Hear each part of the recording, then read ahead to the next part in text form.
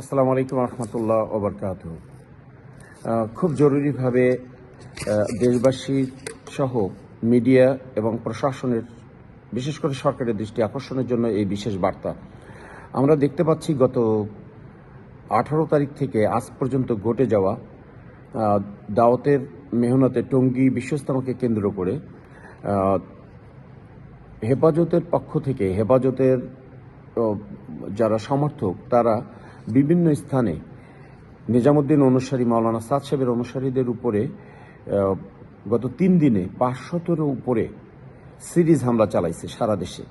এবং তারা গত শুক্রবারে জুম্মার নামাজের আগে তারা প্রকাশ্যে রাজধানীতে ঘোষণা দেয় যে এরকম সাতপন্থীদের মসজিদে উঠে দেওয়া হবে না।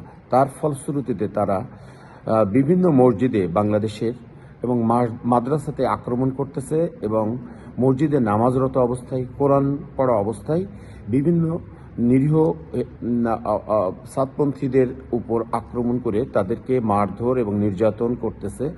এবং পাশাপাশি আমরা এটা দেখতে পাচ্ছি যে হসপিটালগুলোতে যেন এইগুলোর পরে চিকিৎসা নিতে না পারে, সেই ক্ষেত্রে হসপিটালের যারা ডক্টর আছেন কর্তব্যরত এবং পরিচালিত যারা প্রধান হিসেবে আছেন হসপিটালে, তাদেরকে উৎসাহ দিচ্ছেন এবং তাদেরকে এইভাবে বলতেছেন যে তোমরা ঘোষণা দাও যে সাতপন্থীদেরকে কোনো ট্রিটমেন্ট দেওয়া হবে না। তো বাংলাদেশে স্বাধীন এবং নাগরিক হিসেবে চলাচলের যে অধিকার, সাতপন্থীরা যেন এটা সীমিত হয়ে যাচ্ছে। তো আমরা দেখতে পাচ্ছি যে বিভিন্ন সাথীদের সাতপন্থী বলে তাদের বাড়িতে হামলা হচ্ছে, তাদের ব্যবসা প্রতিষ্ঠানে হামলা হচ্ছে এবং তাদের চলাচলেও বিভিন্নভাবে হামলা করা হচ্ছে। এরপরে আমরা আরও দেখতেছি যে রাতের আধারে পুলিশের পাশাপাশি এই হেফাজত আলারা তাদের পুলিশের সঙ্গে যে বিভিন্ন মানুষের বাসায় আক্রমণ করতেছে, এই বলে যে তাদের 29 জন যে আসামি করছে, এটা বাদে যে সন্দিগ্ধ যে আরও তারা বলতেছে যে আরও সাসপেক্ট আসামি আছে 300 বা 400 বা 500, এরকম শত শত।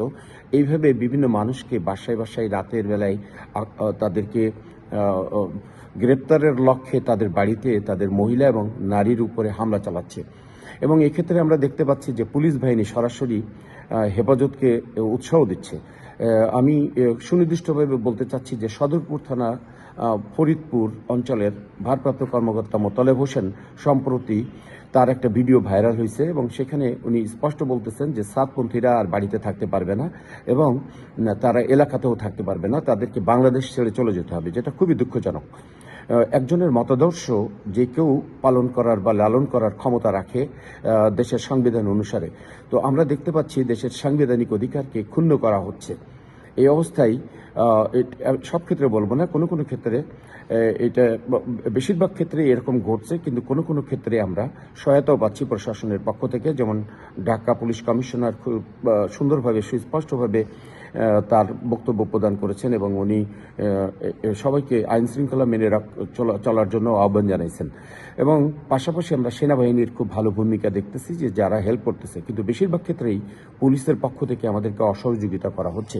তো এই বিষয়ে আমি ব্যক্তিগতভাবে নিউ ইয়র্ক থেকে আমার এই ভিডিও বার্তা প্রকাশ করতেছি যে আমি সহ আমরা amnesty international USA, universal declaration of human rights, UN Charter, Human Rights Council, Human Rights Watch, Global Rights, European Center of Minority Issues, International Federation of Human Rights, Commonwealth Human Rights Initiative, United Nations Human Rights Council সহ একাধিক মানবাধিকার সংস্থার কাছে আমরা লিখিতভাবে আবেদন করছি এবং এ বিষয়ে তাদের দৃষ্টি এবং এ বিষয়ে দ্রুত তদন্ত করে বাংলাদেশ সরকারের কাছে এ বিষয়ে আমরা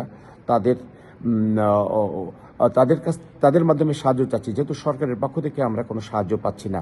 বিশেষ করে আমরা প্রধান উপদেষ্টা আমরা মনে করছিলাম যে তার কাছে আমরা পৌঁছাইতে পারবো, আমরা পৌঁছাইতে পারি নাই।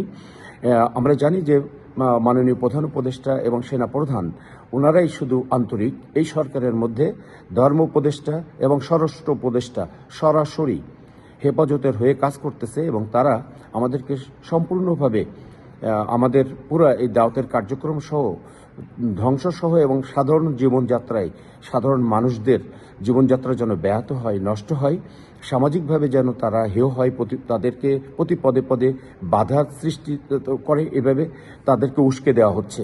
স্বরাষ্ট্র উপদেষ্টা সরাসরি বিশেষ গ্রুপকে এরকম উস্কে দিচ্ছেন। আমরা এগুলোর তীব্র নিন্দা জানাচ্ছি এবং এ বিষয়ে আমরা আরও প্রয়োজনীয় পদক্ষেপ গ্রহণের জন্য আমরা আন্তরিকভাবে আমরা চেষ্টা করব। প্রয়োজনে আমরা ইউএস ডিপার্টমেন্ট অফ স্টেটের মাসিক কনফারেন্সে এই বিষয়টা তুলে ধরার জন্য নিজেদেরকে প্রস্তুত করতেছি এবং আমরা অ্যাপয়েন্টমেন্ট চাইছি। তো এই বিষয়ে আমরা সরকারের দৃষ্টি চাই এবং হেফাজতের সন্ত্রাসী কার্যক্রম এদেশে বন্ধ করার জন্য সরকার যদি কোনো তড়িৎ পদক্ষেপ না নেয় এবং মানুষের জান মাল নিরাপত্তার জন্য যদি কোনো ব্যবস্থা না নেয়, তাহলে আমরা বাধ্য হব ইউএস ডিপার্টমেন্ট অফ স্টেটের নজরে এই বিষয়গুলো আনা। তো এই বিষয়ে যদি আরও বেশি তথ্য কারোর প্রয়োজন মনে করেন, আমি আমার পার্সোনাল মোবাইল নাম্বার দিচ্ছি 716-322-8833। আমার নাম শেখ ওয়াহিদুজ্জামান, আমি নিউ ইয়র্ক থেকে বলছি। আসসালামু আলাইকুম রহমতুল্লাহ।